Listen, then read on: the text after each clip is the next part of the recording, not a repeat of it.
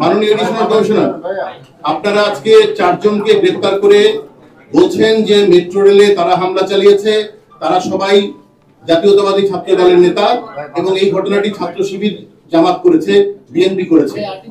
5 দিন আগে elite force Ariful Islam নামে একজনকে গ্রেফতার করে তাকে ভিডিও ফুটেজে দেখিয়েছে এবং সে হচ্ছে ভিপি নূরের যে রাজনৈতিক দল তার কর্মী, যুগ্ম সদস্য সচিব তারেক রহমানের সাথে আরিফুল ইসলাম মেট্রো রেলে আগুন ধরিয়েছে। আপনারা তাদের কোনো সম্পৃক্ততা পাচ্ছেন না এবং এলিট ফোর্স র্যাব আপনারা যাদের কথা বলছেন তাদের কোনো সম্পৃক্ততা পাচ্ছে না, তাহলে কি বৈপরীত্য আছে কেন? আপনারা কি ভিপি নূরকে বাঁচাতে চাচ্ছেন? সেখানে আমরা আরিফ যে আপনি যার কথা বলছেন তারেক কথা বলছেন আরিফুল ইসলাম। আমি আপনাদের বলছি অন্য কে কি বললো সেটা না, এখানে যেহেতু হাজার হাজার মানুষ অংশগ্রহণ করেছে এই ধ্বংসলীলা, তারা মেট্রো রেলে গাজীপাড়া এবং হাজার হাজার মানুষ অংশগ্রহণ করেছে। এখানে বিভিন্ন দলের আমরা যাদেরকে গ্রেফতার করেছি তারা নেতৃত্ব দিয়েছে এবং তারা এই কাজটি করেছে, তারা স্বীকারোক্তি আমাদের কাছে প্রদান করেছে, আপনাদের আমরা সেটা করেছি। আমার মনে করি এখানে অন্যান্য জামাত শিবির চক্রের গ্রুপ থাকতে পারে, সেখানে ভিপি নূরের চক্র থাকতে পারে। আমরা কিন্তু ভিপি নূরকেও নিয়ে আসছি রিমান্ডে, আমরা তারেককেও নিয়ে আসছি, আমরা এদিকে সবাইকে নিয়ে আসবো। আমরা মনে করি যারাই বাংলাদেশকে অকার্যকর রাষ্ট্র পরিণত করার জন্য বিভিন্ন মানুষের প্ররোচনায় অর্থ নিয়ে চেষ্টা করেছে, তারা অতীতেও সফল হয় নাই, এখনো সফল হবে না, ভবিষ্যতে সফল হবে।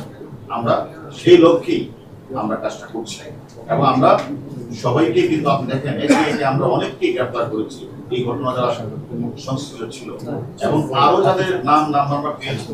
আপনাদের আমরা কথা দিয়েছিলাম আমার পুলিশ ভাইয়ের উপরে যারা হামলা করেছে, হত্যা করেছে, তাদেরকে আইনের আওতায় নিয়ে আসবো। আমরা কিন্তু অনেককে নিয়ে এসেছি। আমরা সাধারণ মানুষকে যারা পিটিয়ে ঝরিয়ে হত্যা করেছে তাদের অনেককে আমরা কিন্তু আইনের আওতায় নিয়ে এসেছি।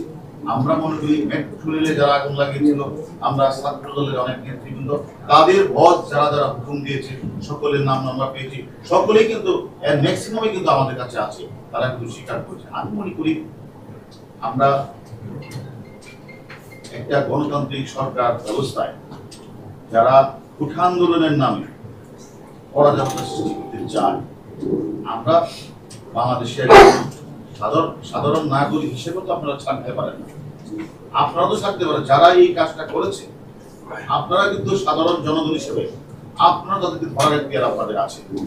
আপনাদের কাছে আমার বিনীত অনুরোধ থাকবে, আমাদের আইন শৃঙ্খলা বাহিনী যেরকম ভাবে সব জায়গায় বুঝতে চেষ্টা করছে তাদেরকে গ্রেপ্তার করা, আপনাদের কাছে যদি সচেতন নাগরিক হিসেবে, সাংবাদিক হিসেবে তথ্য থাকে, এই সকল অপরাধীরা, এই দুর্বৃত্তরা যারা দেশকে অকার্যকর করার জন্য ঢাকা শহরে এই তাণ্ডবলীলা চালিয়েছিল, তাদের নাম্বারটা যদি আপনারা প্রকাশ্যে না পারেন তুলে দিয়ে আপনারা পারলে ধরে, আমি এদেরকে সকলে মিলেই প্রতিহত করব। সাংবাদিক সাঈদকে আপনারা গ্রেফতার করেছেন, সেও কি বাংলাদেশ রাষ্ট্রকে অকার্যকর করতে চেষ্টা করেছিল?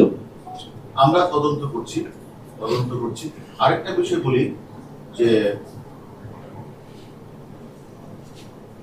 আমরা যাদেরকে নিরাপত্তা স্বার্থে আমরা নিয়ে এসেছি, সেফটি এবং সিকিউরিটির স্বার্থে, আমি এটাও বলবো, আমরা আগে যেমন বলেছি যে আমরা টিভিতে আমরা যাদেরকে জিজ্ঞাসাবাদ করছি, আমি তাই তাদের সেফটি সিকিউরিটির কথা চিন্তা করে আমরা তার পরিবারের কাছে অনুরোধ করবো, দুশ্চিন্তা করার মতো কিছু নেই।